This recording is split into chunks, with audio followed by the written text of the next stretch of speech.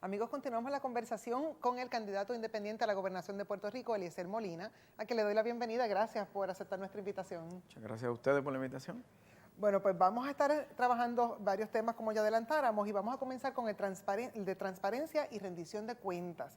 La transparencia en la información es considerada un pilar de la buena gobernanza pública. En ese sentido, la buena gobernanza se refiere a la capacidad de una sociedad de garantizar un gobierno transparente, abierto y comprometido con la rendición de cuentas. En el contexto de esa definición, ¿cuáles son para usted los beneficios de la transparencia gubernamental y cuáles serían también los deberes y las obligaciones de un gobierno verdaderamente transparente?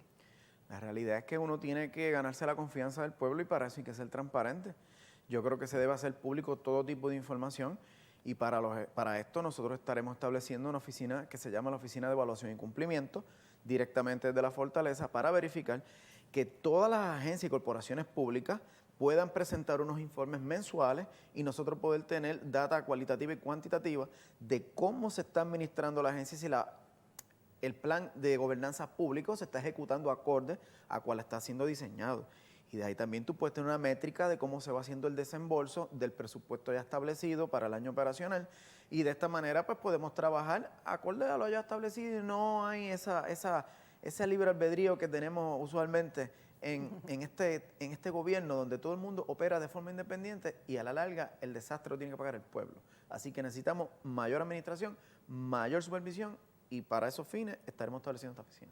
¿Y los beneficios directos que tendría el pueblo si todas esas ejecuciones se llevan a cabo de la manera correcta? El servicio. Tenemos unas agencias que no le brindan el servicio que nosotros necesitamos. Pues esto va a garantizar que las personas que necesitan del Departamento del Trabajo tengan su servicio igual en el SESCO, en todo el aparato gubernamental, y para eso es que nos presentamos como candidato independiente, para no tener esta atadura a ningún partido y poder trabajar de naturaleza normal con todo el mundo, y eso es madurez política.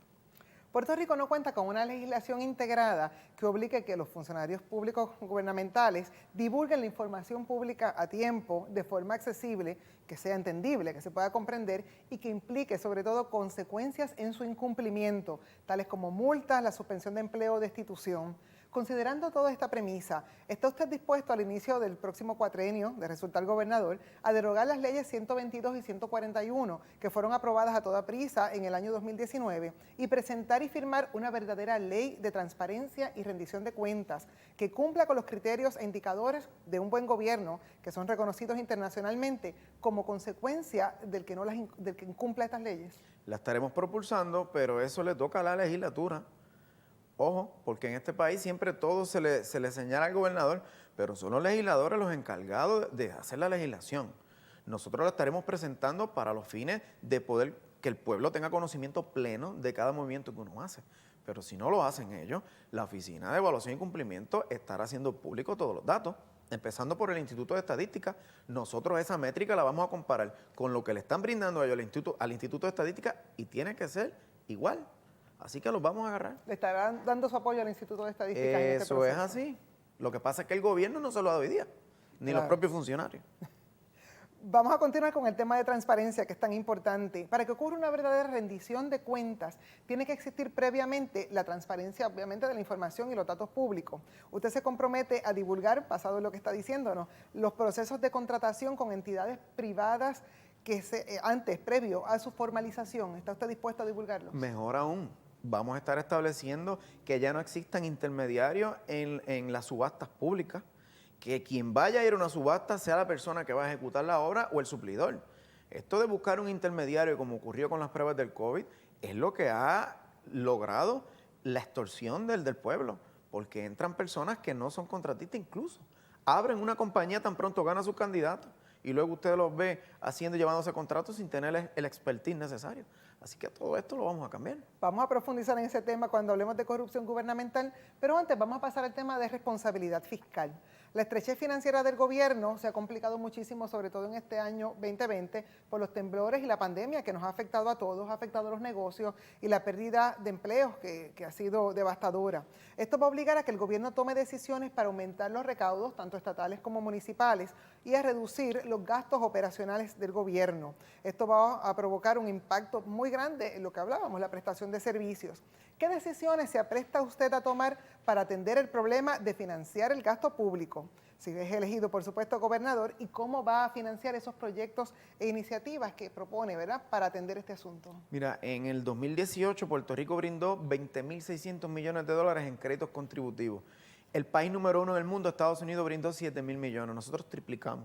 Aquí en Capital no, pero están mal distribuidos y tenemos un mantengo corporativo y esas personas van a tener que comenzar a hacer sus aportaciones igual que como lo hace usted y como lo hago yo, porque todos utilizamos las mismas vías, el mismo sistema de distribución de energía eléctrica, de agua, pues así que tenemos que aportar. Pero esa es la ventaja y la virtud cuando tú tienes un país que produce, que tú no tienes que estar pensando en estar poniendo contribuciones y arbitrios, porque como tú solamente consumes, pues vamos a poner un impuesto al consumo para poder aumentar los ingresos del Estado. Esos ingresos nosotros los vamos a aumentar con empleo, con trabajo y con producción. Así que vamos enfocados en transformar nuestra economía para que esos recaudos aumenten. Muy bien, vamos a hablar del pago de la deuda. Un pago altísimo. ¿De la deuda? El acuerdo de repago de la deuda producirá aún más limitaciones en la capacidad de financiar el gasto público. ¿Qué usted propone específicamente en ese renglón? Bueno, la Junta de Control Fiscal, como son astutos, aumentaron el presupuesto de Puerto Rico, el consolidado lo treparon a 29.000 millones de dólares para garantizar el pago de la deuda en el año que viene, sin decir solo al pueblo. Yo voy a estar sometiendo una auditoría para establecer los puntos de cómo a Puerto Rico se le extorsionó, emitiendo unos bonos para la titularización de la deuda sin fuente de repago, y esos bonos ahora están en el mercado secundario y se le están dando garantías a personas que compraron a 20 centavos a 91 centavos. Nosotros vamos a presentar una propuesta después de toda esta evaluación para que se le pague a precio de mercado. Si lo compraron a 20 centavos se le va a pagar. Si lo compraron a 30 centavos o 15 centavos, a ese va a ser el precio que se va a pagar. Y no pueden venir con llanto porque no estarían perdiendo dinero. En todo caso lo perdió el primero que compró el bono, no el del mercado secundario. Así que si la Junta de Control Fiscal se opone a esto, se está oponiendo al mejor beneficio del pueblo. Vamos al tema que creo que preocupa muchísimo al pueblo y es la corrupción gubernamental. En nuestro país persiste una forma de hacer política caracterizada por la intromisión indebida entre los poderes públicos, el ejecutivo, legislativo y judicial, y la gestión de intereses de manera opaca entre ellos mismos. La fractura en la separación de poderes viene de hace décadas y se ha debilitado la independencia de estos poderes. Los procesos de contratación pública que involucran sumas muy altas de dinero y de recursos públicos son muy atractivos para la corrupción. En el gobierno, la corrupción comienza con el inversionismo político de personas que aportan tiempo, servicios o dinero para luego cobrarlos con forma de empleos o contratos bien remunerados. Esto atenta contra el sistema de mérito y tomando toda esa situación en consideración, le pregunto, ¿cuál es el compromiso suyo con el pueblo de Puerto Rico para primero divulgar quiénes han formado parte de su campaña como asesores, colaboradores o donantes de servicios o in-kind? Y segundo, garantizarle al país que ninguna de esas personas va a cobrar posteriormente o va a ser beneficiada a través de contratos o nombramientos en su administración. Bueno, lo primero es que nosotros no recogemos dinero para evitar ese preciso problema y es, yo creo que la primera vez que se presenta un candidato a la gobernación en Puerto Rico que no recoge dinero. Y yo puedo entender lo del clientelismo y el inversionismo político, pero el problema está en la impunidad. Y por eso es que los partidos políticos tienen el poder de nombrar a los jueces a través de la Constitución. Así que nosotros estaremos sometiendo unas enmiendas para que los puertorriqueños sean quienes escojan los jueces y no los políticos corruptos que estamos ya acostumbrados a ver cómo le brindan la impunidad. Ya tiene Wanda Vázquez, el esposo, nominado también. Es que es un proceso incestuoso donde el político nombra a la persona que va a pasar juicio sobre sus acciones. Y es ahí donde está el problema. Así que nosotros estaremos sometiendo este proyecto y también los bonos de obligación general, porque puede venir cualquier buitre de esto y ayuda como cabildero a cualquiera y luego tiene unas garantías de pago que se han establecido por la Constitución y la Constitución debe ser para salvaguardar el derecho de la sociedad, no darle rentabilidad al capital financiero. En esa misma línea, ¿está usted dispuesto a nombrar en puestos de alta jerarquía a personas a base del mérito y independientemente de cuál sea la afiliación política a la que pertenezcan? Por supuesto. Esa es la virtud que tiene un candidato independiente, que no tiene ataduras político-partidistas y no va a ocurrir lo que vemos, que si ganan municipios que no son del partido que esté en la gobernanza, entonces se le estrangula y no se le dan los fondos de forma equitativa. Así que nosotros estaremos trabajando con el que el pueblo decida poner ahí, incluyendo el comisionado residente. Y la persona que gane estaremos trabajando para que el pueblo reciba el dinero que el comisionado residente logre obtener en Washington, cosa que no pasa hoy día. La misma Jennifer González dice que no es parte de esta administración, porque ella consigue una asignación de fondos y luego no se administra bien. Por eso un candidato independiente como gobernador tiene la capacidad de lograr que ese dinero llegue al pueblo. Traes un tema muy importante que es el de los jueces y quiero profundizar un poco más en él. Con relación al nombramiento de los mismos, hay que tener presente que los jueces son quienes, en la medida que ejercen la función jurisdiccional, protegen y hacen valer las libertades y las garantías individuales frente a las actuaciones del gobierno, pero además adjudican las controversias sobre derechos y obligaciones en partes privadas adversas, con el fin de asegurar, por supuesto, pues la convivencia y el orden social.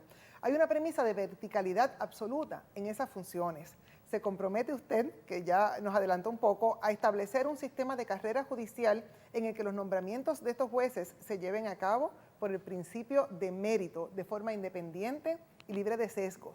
Y de ser así, ¿cómo se nombrarían los fiscales, procuradores, magistrados, jueces, para asegurar que no tengan nexos con nadie de su campaña o cercano a usted? Bueno, los va a escoger el pueblo, porque si tú creas un ente para que los nombres, a la larga ese ente es el que va a tener poder, y yo creo que es el pueblo el que tiene que tener poder. Hay 43 estados en los Estados Unidos que lo seleccionan ellos, y vemos cómo allí ha mejorado la gobernanza. Así que eso de que los jueces protegen al pueblo, entre cierto sentido, yo sé que hay jueces que hacen su trabajo, pero que a nadie se lo olvide, que aquí Pedro Rosselló sometió una pensión con documentos falsos, y quien fue preso fue el administrador de Retiro, no fue el gobernador. ¿Y quién lo protegió? Un juez. Así que personas como Héctor Martínez, Tomás Rivera Chan, nombrando jueces y fiscales, eso es lo que ha garantizado la impunidad de la corrupción. Será el pueblo quienes los escojan en base a sus méritos. Y de esa manera usted entiende que va a haber una verticalidad en las funciones de estos funcionarios. Va a mejorar, va a mejorar el desempeño, porque el pueblo va a pasar juicio sobre las acciones en el tiempo que esté trabajando. Así que no va a pasar como ahora, que hacen lo que diga el político para que vuelvan y lo nominen y le den 12 años más. Pero dentro de esos requisitos vamos a establecer que nadie que aspira a ser juez ni fiscal pudo haber tenido un cargo político. Pues le agradezco muchísimo su comparecencia, la contestación tan honesta a todas estas preguntas y le deseo éxito en su campaña. Muchas gracias. Muchas gracias.